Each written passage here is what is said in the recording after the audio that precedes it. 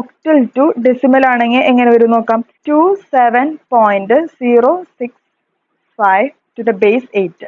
പോയിന്റിന്റെ ലെഫ്റ്റ് സൈഡിലോട്ടുള്ളതിന് നമ്മൾ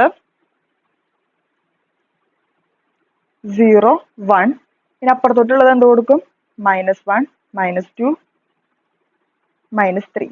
ഇനി നമ്മളിത് ഓരോന്നും 8ന്റെ പവറായിട്ട് മൾട്ടിപ്ലൈ ചെയ്യാം. അതായത് 2 into 8⁻1 plus 7 into 8⁻0 plus 6 into 8⁻1 plus 0 into 8⁻2 plus 5 into 8⁻3.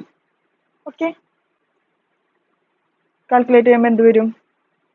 16 plus 7 plus 0.75 plus 0.009. മൊത്തം എത്രയായിരിക്കും? 23.75 ടു ദ ബേസ് 10. ഇതാണ് നമ്മുടെ ആൻസർ. ഓക്കെ, ഇവിടെ സെയിം പ്രൊസീജിയർ തന്നെ.